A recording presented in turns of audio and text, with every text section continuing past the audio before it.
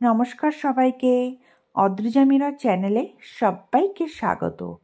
আজকে আমি আপনাদের সঙ্গে শেয়ার করব নতুন একটা রেসিপিটার নাম হলো শঙ্কর মাছের রসা বা কষা। তো এই যে আপনারা দেখছেন রেসিপিটা কমপ্লিট হয়ে গেছে। তো এই রেসিপিটা বানানোর জন্য কি কি উপকরণ লাগছে আর রেসিপিটা আমি কিভাবে বানালাম সেটাই আপনাদের সঙ্গে শেয়ার করব। তো চলুন শুরু করা যাক। রেসিপিটা বানানোর জন্য কি কি লাগছে, প্রথমেই আমি নিয়ে নিয়েছি 300-350 গ্রাম মতো শঙ্কর মাছ।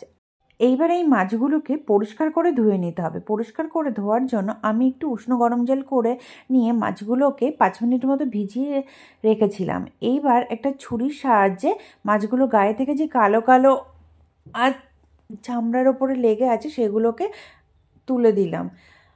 ভালো করে মাছটা পরিষ্কার করে নিয়ে তাতে লবণ, হলুদ আর একটু তেল লাগিয়ে রাখলাম। যেহেতু শঙ্কর মাছ সামুদ্রিক মাছ, তেলে দিলেই মাছগুলো ফাটবে, আর যাতে না ফাটে তার জন্য আমি সর্ষের তেল গায়ে লাগিয়ে রেখে দিলাম 5-10 মিনিট মতো।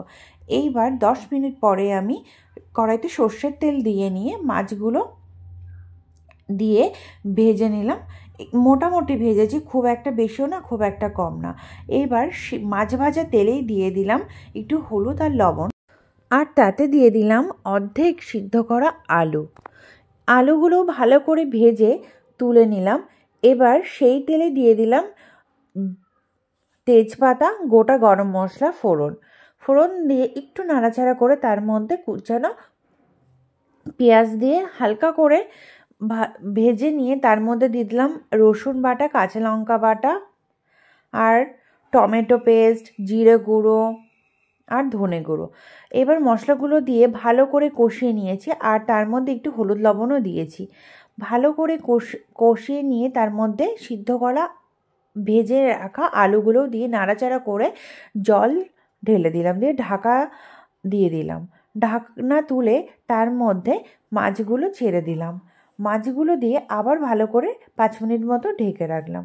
বাস এইবার এতে আমি ধনে পাতা কুচি ওপর দিয়ে ছড়িয়ে দিলাম আর একটু গরম মশলা গুঁড়ো দিয়ে দিলাম। ব্যাস রেডি হয়ে গেল আমার শঙ্কর মাছের রসা বা কষা। এই মাছটা কিন্তু আমি আমার জীবনেই প্রথমবার বানালাম, খেতে কিন্তু দারুণ হয়েছিল। আমার এই রেসিপিটা আপনাদের যদি ভালো লেগে থাকে তাহলে অবশ্যই রেসিপিটা ট্রাই করে দেখবেন। Thanks for watching. দেখা হবে নতুন কোনো ভিডিও।